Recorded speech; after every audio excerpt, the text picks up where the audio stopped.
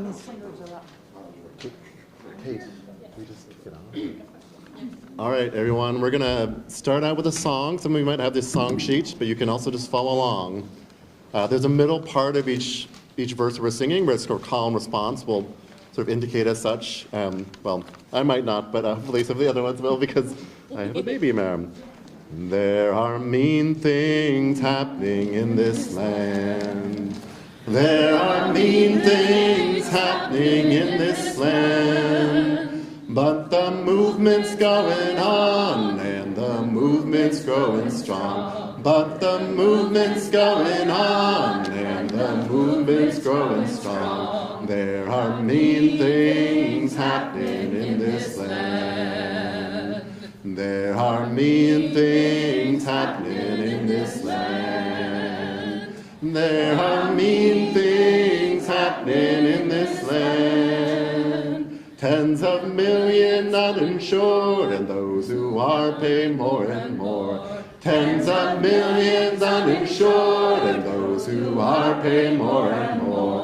And there are mean things happening in this land. There are mean things happening in this land.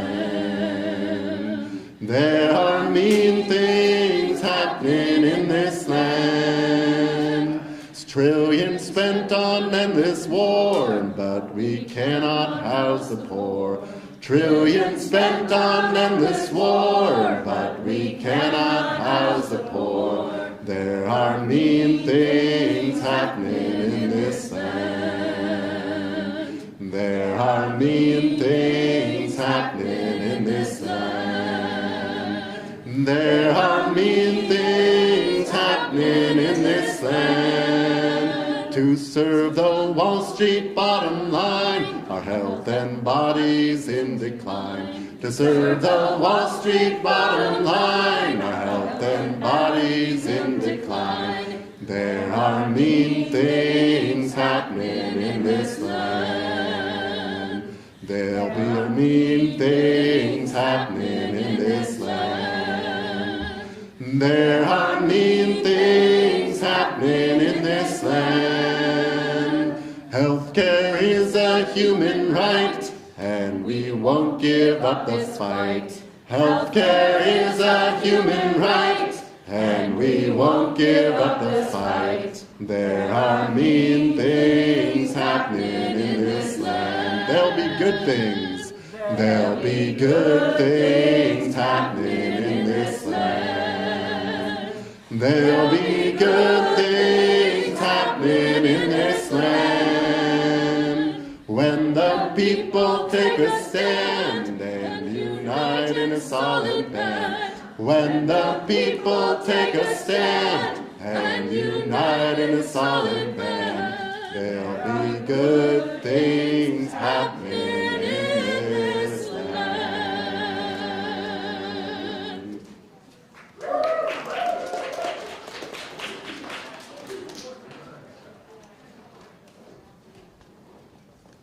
Hey everyone. Today we're starting the day by bringing in the voice of Tammy Menard. Tammy and her partner Troll passed away in their tent in November. This was a devastating loss for their families and for our community. We're sharing the words that she spoke in front of the State House, this very building, in 2021 to ground ourselves in the power that Tammy, a leader in her community, shared with us that day, and the truth in her words.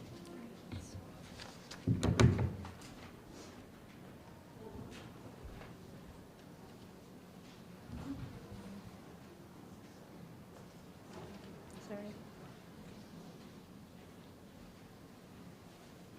Why is it not playing? It's not playing. Want to read it? Yeah. Tammy said to us, across all these stories, the need for dignity and respect stands out most. Housing and healthcare are human rights, and until we live in a country where everyone is housed, fed, and folks have access to health care, we have the responsibility to treat everyone with dignity and to continue to organize and fight for a system that provides those basic needs. Let's try that one more again, in her own words. Across all these stories, the need for dignity and respect stands out the most. Housing and healthcare are a human right. Yes. And until we live this country where everyone is housed, fed, and folks have access to healthcare, we have the responsibility to treat everyone with dignity and to continue to organize and fight for a system that provides these basic needs. Yes.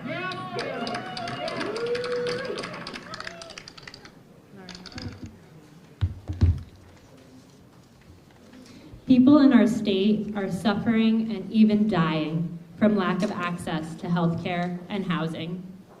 Today, on Martin Luther King Jr.'s birthday, we'll hear from community members impacted by these human rights crises.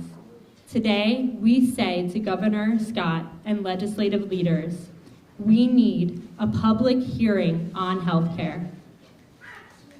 And we need a state of emergency declared on housing and homelessness. Grab a yellow flyer with more information on it about what we're calling for.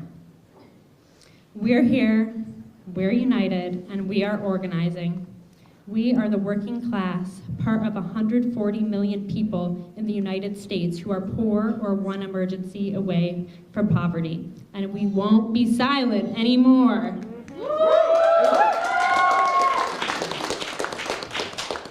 So I'm Kate Candlestein. I'm an organizer with the Vermont Workers Center and the Nonviolent Medicaid Army. And this is Mads Walker, also an organizer with the Workers Center and NVMA. And we are gonna introduce our speakers in a moment. We'd like to ask that everyone speak slowly for interpretation and to join us after this rally in the cafeteria for lunch, which was brought by the People's Kitchen. And if you're tuning in from home, via the live stream, we invite you to share your stories in the comments as well. And if anyone needs support of any kind throughout our event today, Amy and Denise have red armbands and you can find them. I can take the time. Awesome. All right, I'd like to invite our first group of speakers up. We'll have two groups of speakers today. First, I'd like to invite Ellen Schwartz from the Healthcare is a Human Right campaign, Dee Graham from Planned Parenthood Northern New England United, Enrique Balcazar from Migrant Just Justicia Migrante, Deb Snell, the president of Vermont Federation of Nurses and Health Professionals, Jacob Berkowitz, the vice president for communications of UVMMC Support Staff United, and Quinn and Ronnie, who will be reading a statement from the National Union of the Homeless. All right. Go ahead. Hi, my name is Ellen Schwartz. I am from Brattleboro. I use she, her pronouns, and I'm a member of the Vermont Workers Center. Windham County has been hit hard by the recent closure of the Bellows Falls Health Center. In addition, the recommended cuts at Grace Cottage and Springfield hospitals will, if carried out, impose longer travel times on patients in an area with scarce to no public transportation. This fall, the Workers Center hosted meetings and canvassed in the West River Valley and Bellows Falls. In our conversations, transportation was named by person after person as a huge barrier. Rose of Bellows Falls explained that she doesn't qualify for a Medicaid ride because she owns a car, which is considered access to transportation even though she doesn't drive. And Marianne of South Londonderry was dismayed to learn that her two nearest hospitals were both recommended for restructuring. As an older person with a physical disability, she worries about how she will get to more distant hospitals if these cuts go through. Transportation isn't the only issue we heard about. Catherine of West Rupert summed up what we heard from many people when she said, I have health care technically, but it covers so little and it costs so much that I don't use it. Closer to home for me personally, my adult grandson needs a root canal later this week, and it costs more than his Medicaid benefit covers, so he's putting it on a payment plan and crossing his fingers that he finds work soon. The cuts to hospitals and health centers are driven by bottom lines, not health needs. The Oliver Wyman report, released in September, failed to get to the root of the problem, but it did have several positive recommendations, such as increasing access to primary care and solving Vermont's housing crisis. But what we're seeing instead is the closure of primary care centers and evictions from emergency housing. Additionally, funding for community-based services for people with disabilities has languished for years, while Vermont funnels $40,000 a year to private equity-based WellPath for so-called care for incarcerated people, in spite of a track record that would get them shut down if the patients involved weren't in prison. But even a more robust system of primary care would do little for the uninsured or underinsured. That's why we need a universal public system to address Vermont's healthcare crisis. Since 2014, when Vermont bailed on its commitment to a universal system, the state has thrown money at programs that promised to solve the problem but didn't deliver. As of 2021, we had spent nearly $30 million to One Care Vermont with its abysmal record of neither reducing costs nor improving quality. Just last year, Vermont spent $1,050,000 on the Oliver Wyman study. In contrast, the Universal Health Care Plan released in 2014 projected savings of $378 million over the first 5 years and a net increase in income for the bottom 93% of Vermont residents. Ask yourself, what have we gained over these 10 years as costs have risen for individuals and families and public monies have gone instead to failed programs and studies?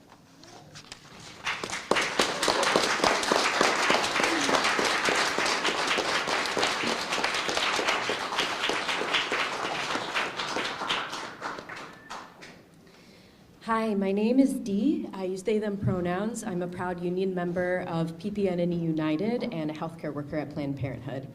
I've worked in my clinic for 3 years and unfortunately bear witness to our failing healthcare and housing systems regularly.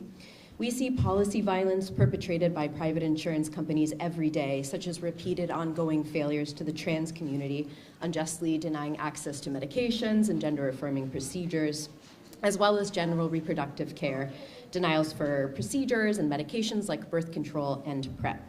With the upcoming administration and reproductive and gender-affirming care under attack, all of our patients and everyone in our communities need access to safe and reliable care.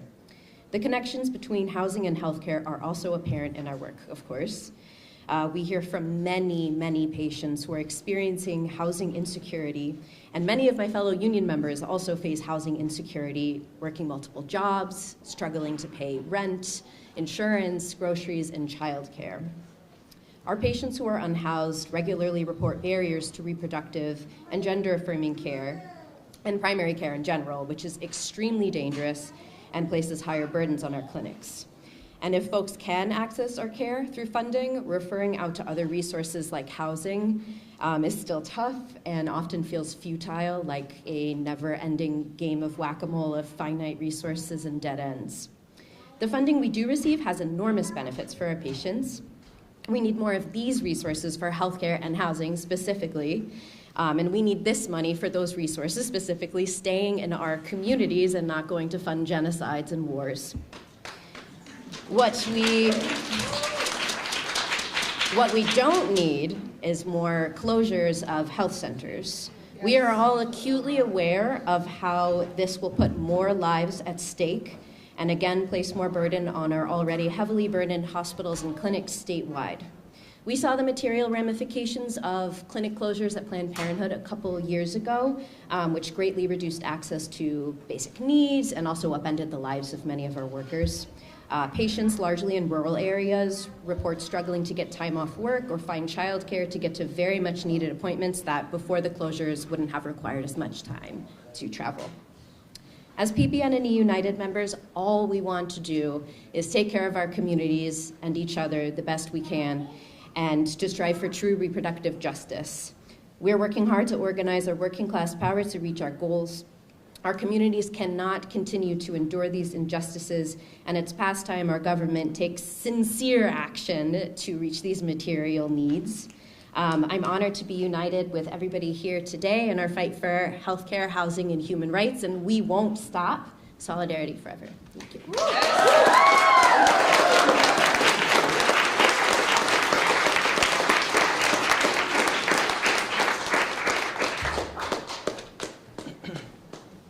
Hola a todos.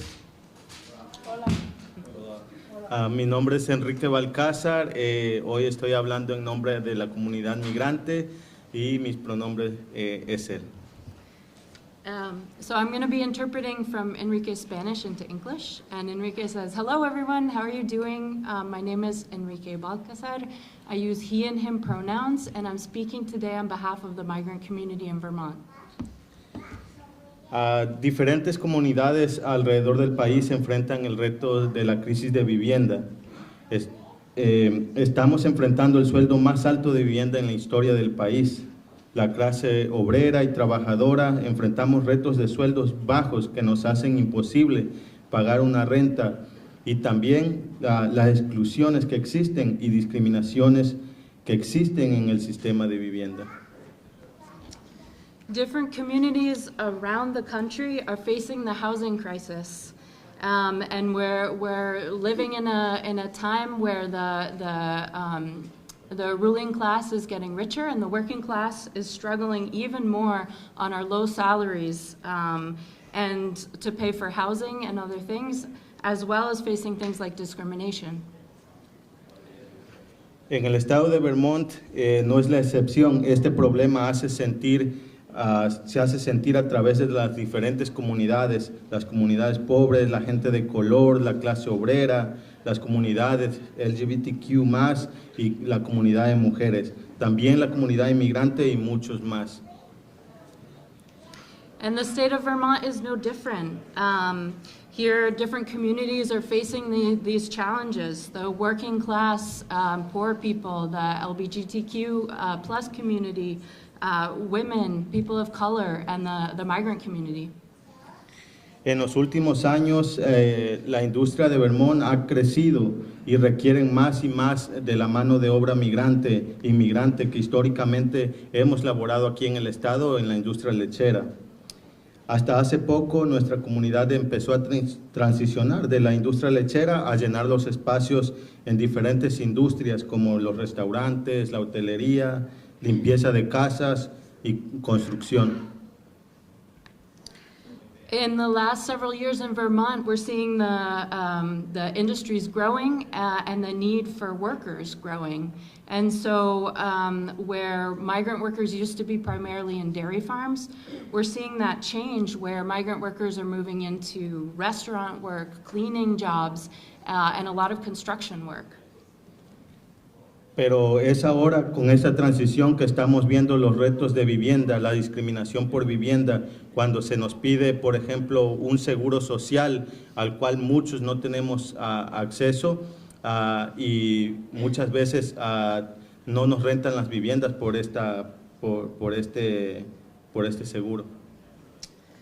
And so now with that transition away from farms to working in different industries, my community is seeing more and more issues with discrimination around housing access. When we apply to rent housing, we're asked for social security numbers, and many times when people can't provide a social security number, they're denied the housing. Mucha gente al no poder rentar se ve obligada a regresar a los ranchos y volver a condiciones y abusos a veces donde hemos salido que abusan de nuestros derechos. Aquellos que logran conseguir una renta tienen que entrar en acuerdos que no nos favorecen. Muchas veces cuando rentamos tenemos que usar gente que nos preste su nombre, su seguro social para poder entrar a un acuerdo, o muchas veces aceptar acuerdos que no estamos de acuerdo. And so the difficulty that we're facing in being able to find rental housing pushes many people back to difficult conditions and abuses at the workplace on dairy farms. And then for those of us who are able to find ways to rent, we end up in really difficult situations where many of us are ending up doing things like having to use someone else's social security number to rent, or entering into rental agreements, where we're facing situations that are really difficult and unfair. Mucha gente que no puede conseguir renta tiene que dormir en la calle, en albergues, en su carro. Entonces, esto es una práctica, sí, lo del seguro es una práctica muy injusta porque deben de haber alternativas que podemos mostrar nuestra identidad cuando podemos pagar una renta, ¿no? Como la licencia de conducir, nuestros pasaportes o otras identificaciones. And so many people not being able to find housing are forced to be sleeping outside, staying in cars, staying in shelters. And this is a really unfair situation. We need to find alternative ways to be able to rent when we can pay the rent. And we want to be in a rental housing, we need to be able to find other ways to verify with like a license or a passport. Esto es algo injusto, ya que las manos de nuestra comunidad son las mismas que laboran día a día para construir grandes casas, edificios y hoteles que ustedes miran. Y mientras estas empresas se hacen ricas y ricas generando millones de dólares, nuestra comunidad ve imposible acceder a una de estas viviendas que con nuestras manos estamos construyendo. And it's a really unfair situation because it's really our labor, our hands, that in many times are actually building these buildings, these large houses, hotels, and those companies are benefiting and getting rich while we're facing this crisis with housing. Es por eso que exigimos a los legisladores que tomen acción, que nos protejan, que los dueños de casa no pidan el seguro social, que miren a otras alternativas, y esto no va a terminar la crisis de acceso a la vivienda, porque los precios altos y otros retos van a seguir, pero por lo menos va a ser un pasito más para proteger, por ejemplo, nuestro estatus migratorio. And so that's why we're asking the state of Vermont to pass a law for landlords to stop requiring Social Security numbers in rental applications. And we know that that won't end the larger housing crisis, but it will be an important step forward in protecting our rights. Muchas gracias. Thank you.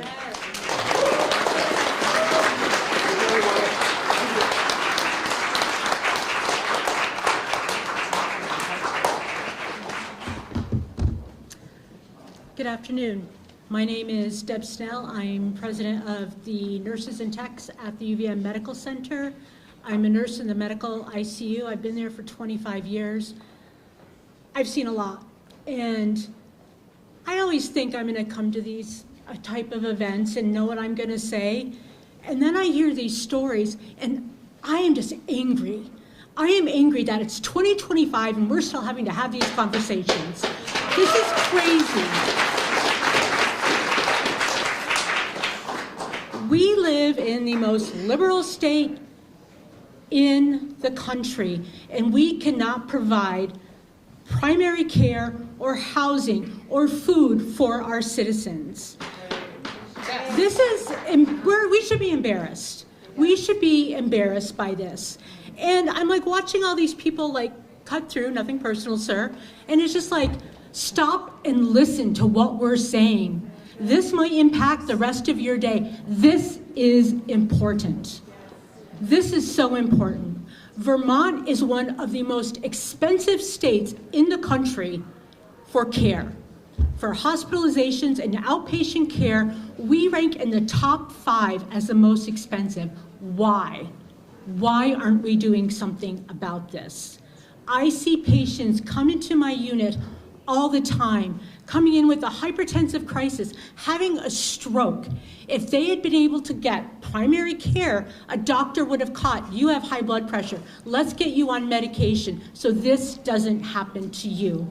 Instead, it happens all the time, and it needs to stop. It needs to stop. People deserve to be able to see a doctor, a specialist, and not have to wait 8-9 months to get an appointment.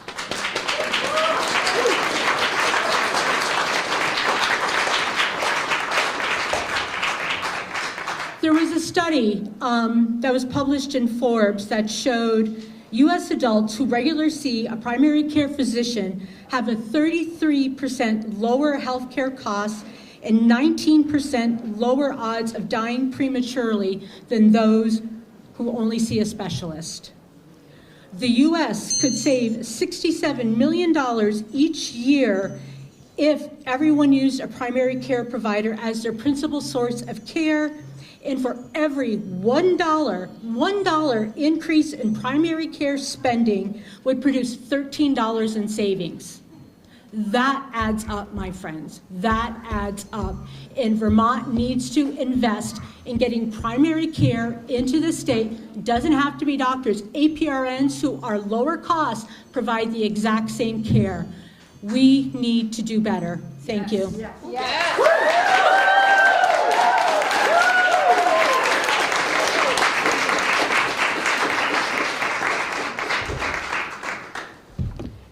Hello, my name is Jacob Berkowitz, and I live in Burlington.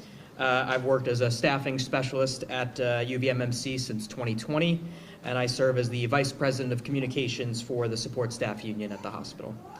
In my roles, I've learned much about how hospitals in Vermont operate, and what I see is troubling. Our healthcare system is on the verge of complete collapse.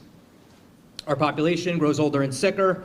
There's a severe mental health crisis, and a lack of providers has led to wildly long wait times, especially in primary care settings.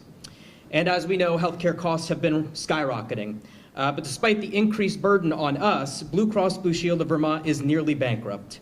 Tens of thousands have lost access to Medicaid and other COVID-era programs, and patients are being turned away from vital services due to a lack of insurance or being out of network, as more Vermonters are forced to choose between insurmountable debt and their health.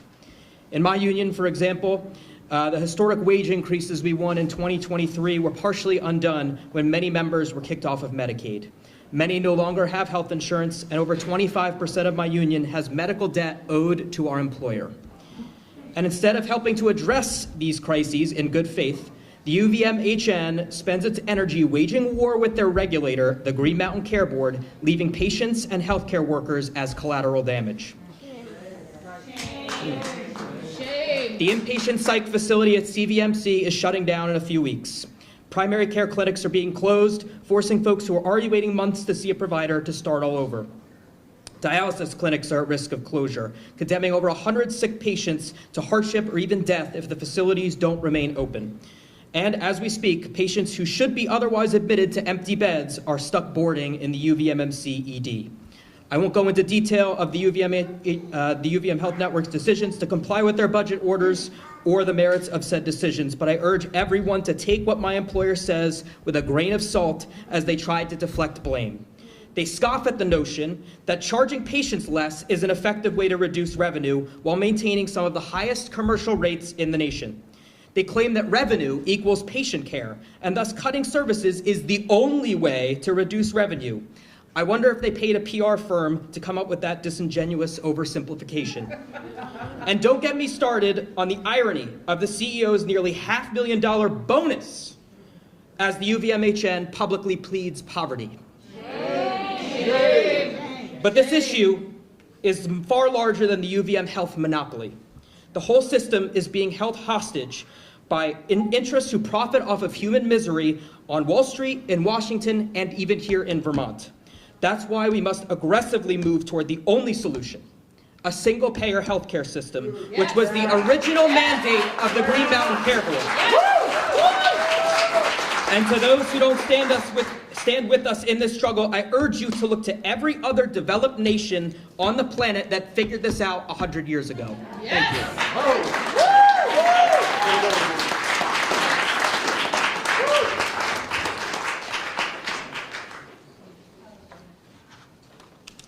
Hello, my name is Ronnie Little, and I go by they, them pronouns. I live in Burlington.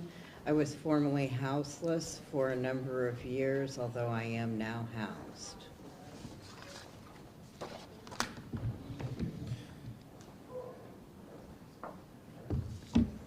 Hi, my name is Quinn Gilbert, and I've been homeless in Burlington 3 times. I live with a disability of bipolar disorder and have struggled with addiction throughout my adult life. I'm only here today because of the grace of my community and the safety net of the society to provide a second chance to someone like me.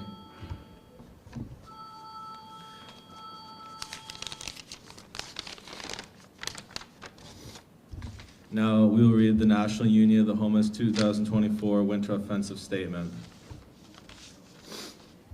During the holiday season, the National Union of the Homeless takes action together across 5 regions across the United States.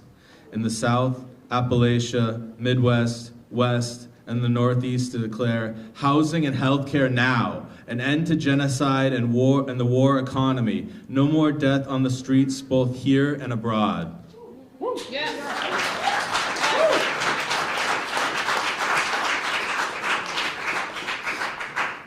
The Homeless Union's Winter Offensive is a series of synchronized actions and protests from Thanksgiving through Martin Luther King Jr.'s birthday, which highlights this period of time when the poor and homeless experience the most deadly conditions and highest rates of suicide and death.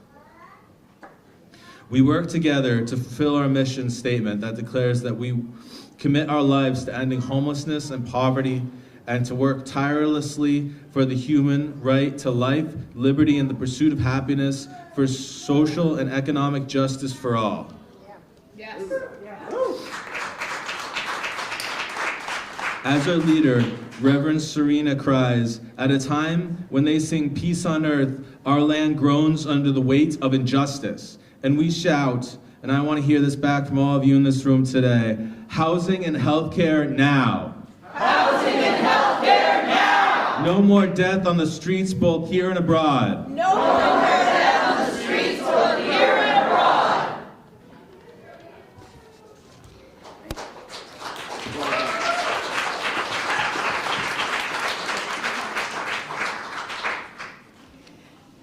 As we enter 2025, we are also feeling the deadly effects of the recent Supreme Court decision criminalizing the homeless by making outdoor sleeping a crime.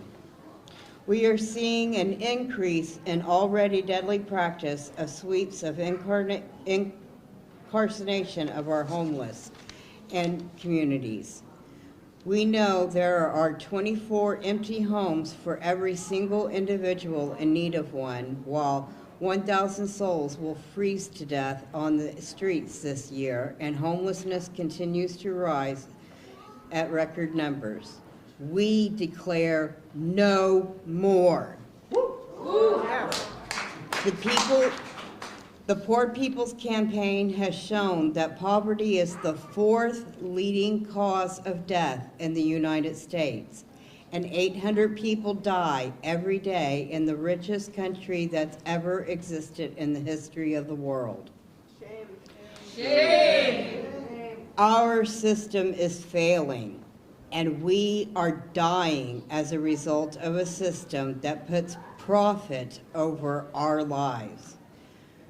We lift up now in mourning and in honor the names of all of those that we have lost, and I call for a moment of silence.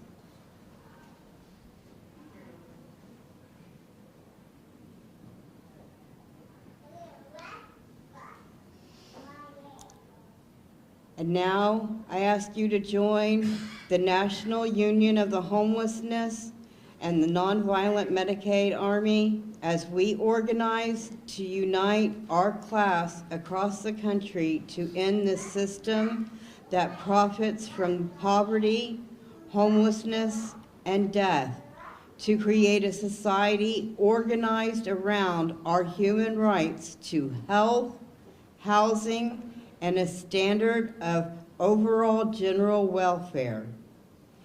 You only get what you are organized to take.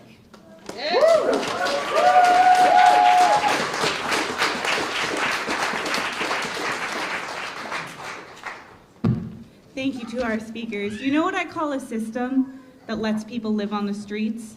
Shameful. Shame. A system that lets our clinics close. Shame. Shame.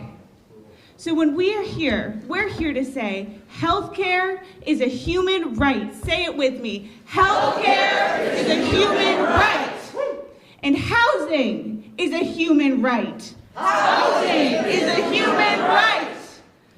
We're going to invite up 5 more speakers, starting with Aaron Keller, and then Christopher Medina, Kelly Hopkins, Andrew Clack, and then Jake Castro.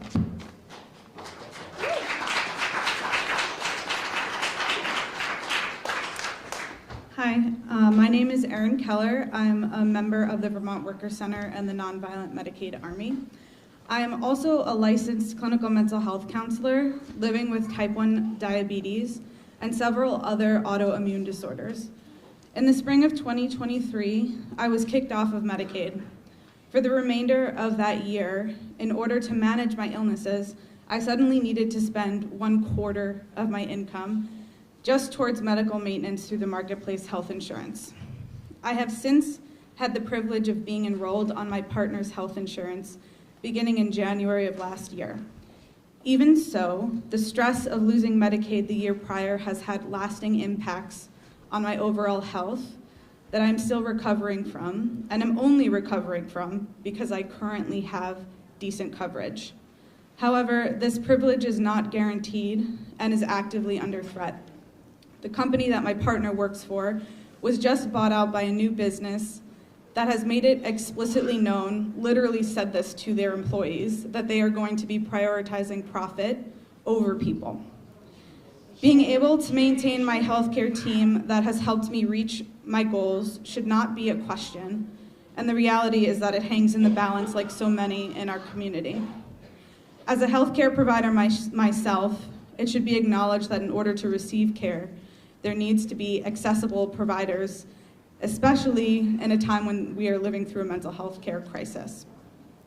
I have heard from countless colleagues who will no longer be accepting health insurance due to the inhumane and reckless financial practices of these companies. Clinicians are often left in precarious financial positions, sometimes to the point of filing for bankruptcy. These insurance companies have no checks and balances and continue to degrade the dignity of providers and healthcare recipients alike. The greed of these companies undermine our ability to care for one another, and we need to make sure that they know we will no longer stand for it. Thanks.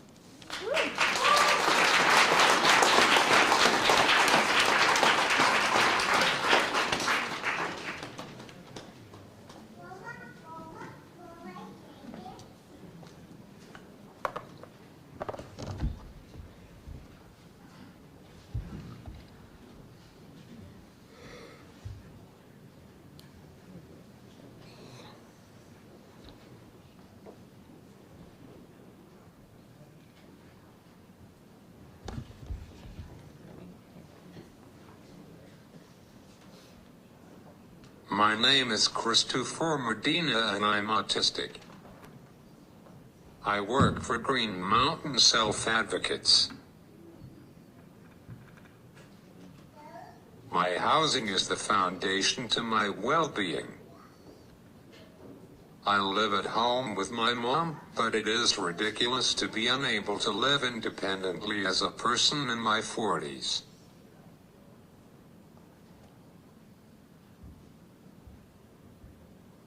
I need a place to live that is affordable, accessible, and helps me live a fulfilling life.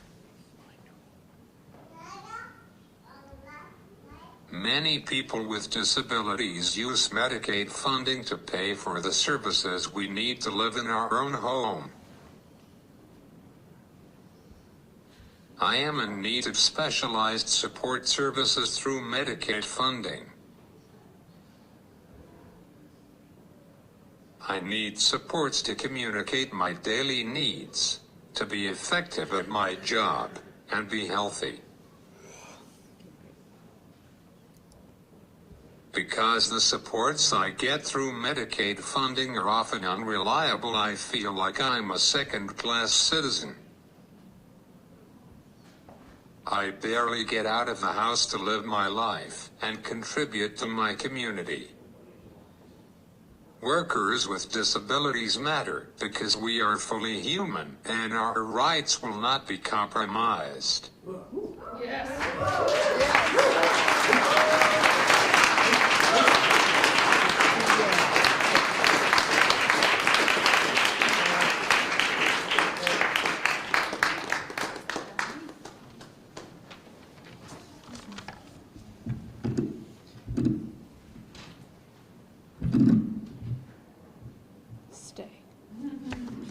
My name is Kelly Hopkins, and I'm from Bellows Falls in Windham County. My pronouns are she, her, and I'm angry.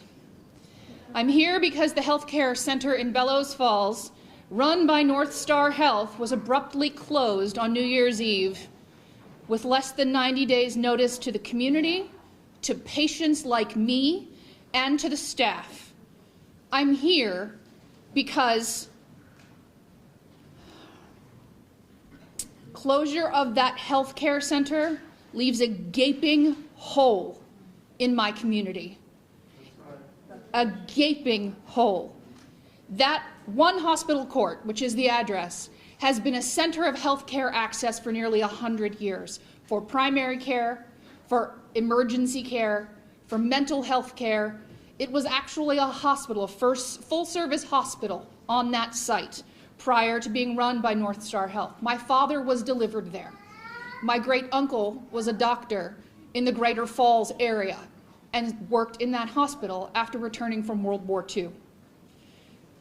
As a disabled person who cannot drive, I am now stranded in a healthcare desert because Josh Dufresne, the CEO of North Star Health, didn't try and didn't care to address a deficit of $800,000, which for those of you playing along at home is approximately the price of 2 houses in the Greater Falls area, one if you're living in Walpole. He used that deficit as an excuse to deny health care to an entire community. No notice, no working with the town, just no health care. We can fix this, and I challenge our legislators to do so. Our current situation is a policy choice. Do better. Let's see you work on this.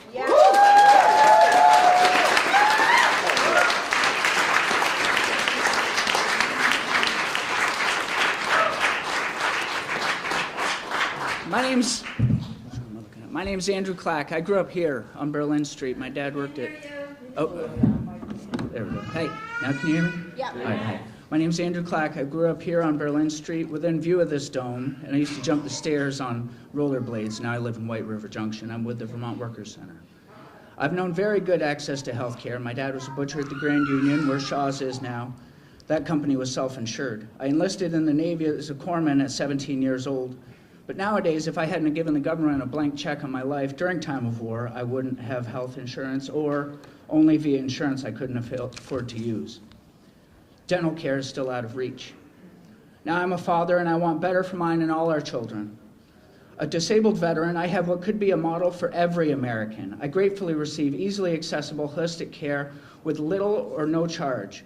I want all working class and working poor to have this same right.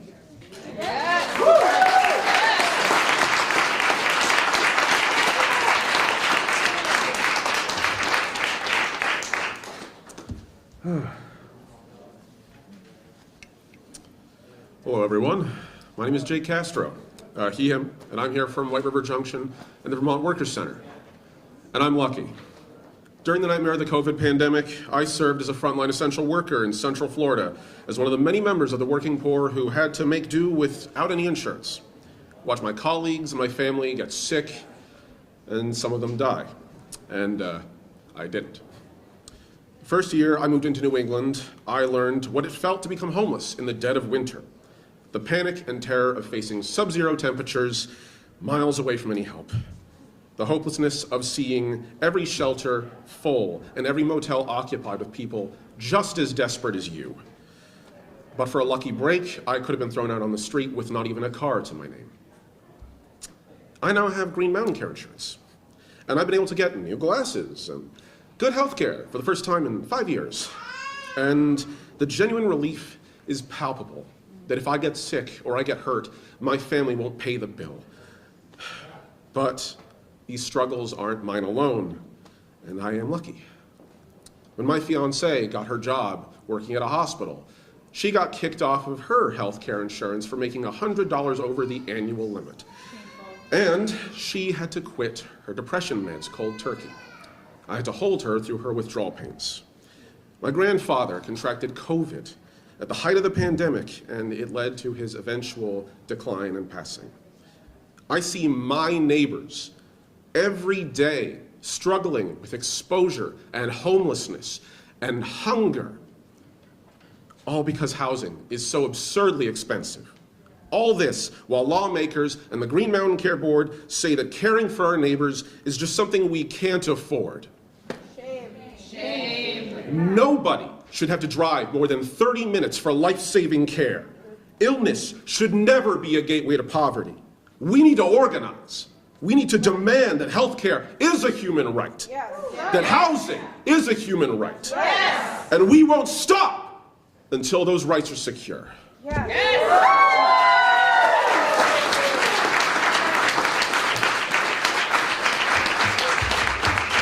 Thank you, Dave. Thank you, everyone who shared your story today.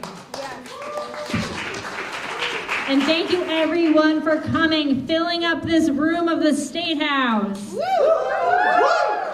Because we know we only get what we're organized to take. We only get what we're organized to take. Forward together.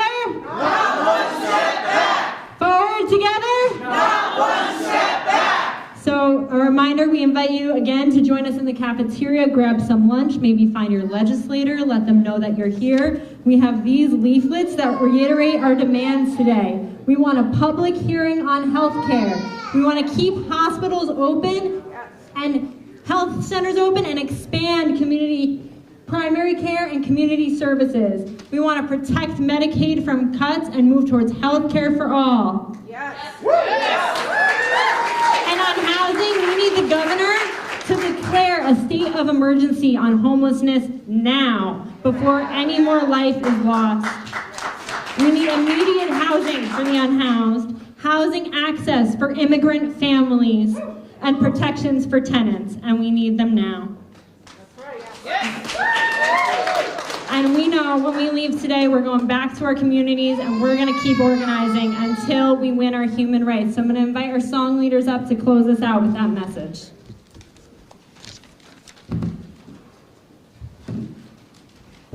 Organize, organize, organize. Organize, organize, organize. Organize, organize, organize. Organize, organize, organize. 'Cause we want health care for our people, people power and our dignity. 'Cause we want health care for our people, people power and the right to live. We gotta organize, organize, organize every night and day. Organize, organize, organize. We are here to stay. Organize, organize, organize for our families. Organize, organize, organize. 'Cause we want justice for our people, the right to housing and our dignity. 'Cause we want justice for our people, the right to housing and our dignity. We gotta organize, organize, organize, stand up for our rights. Organize, organize, organize, we won't give up the fight. Organize, organize, organize for our health care. Organize, organize, organize. 'Cause we want peace for our children. We want clean water and air we can breathe. 'Cause we want peace for our children. We want clean water and air we can breathe. We gotta organize, organize, organize, stand up for our rights. Organize, organize, organize. give up the fight. Organize, organize, organize for housing. Organize, organize, organize.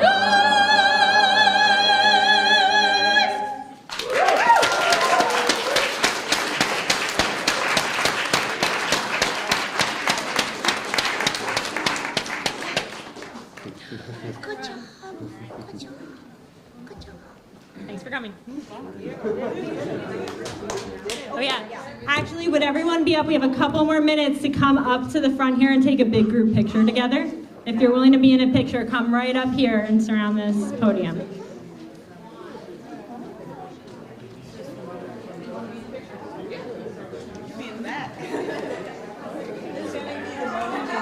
All right, we can chant while we do it. Healthcare is a human right. Healthcare is a human right. Healthcare is a human right. Housing is a human right. Housing is a human right. Housing is a human right. Healthcare is a human right. Healthcare is a human right.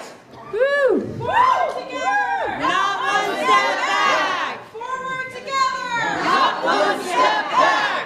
Forward together. Not one step back. Beautiful. Not one step back. Well, some of us might have to take a few steps back, actually, to make room. All right. We're going to squeeze you. Squeeze in. We've got room. There's room in the center. Step to the center. There's a card right there. Okay, thank you. Hold up your signs. You can't see the camera can't see you. Which camera?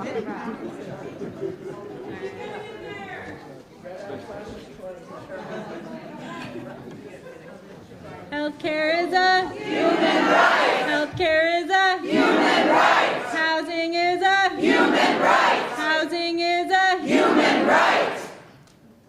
Forward together. Not one step back. All right. Thank you, everyone.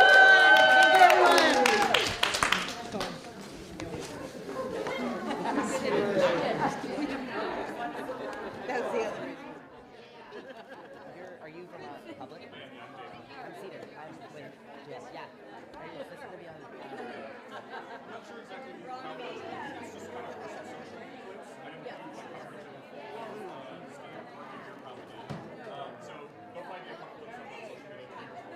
I actually wanted to check in with both of you and see if we all wanted to like pool footage. I would offer mine. You guys want to yeah. I got some more just like clicky stuff like people chanting and like crowd shots and B-roll and stuff.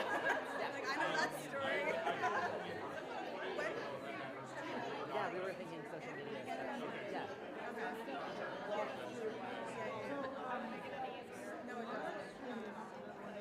Yeah. Such an expensive. Yeah.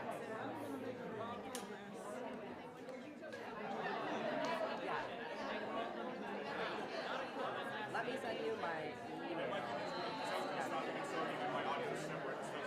Yeah. And maybe what I have will be helpful to cut in if you want. Like, you're just doing a full. Here,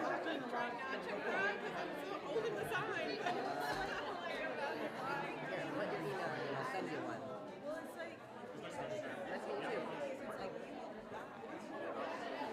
Jam, Junction Arts and Media. Where are you guys but in White River Junction?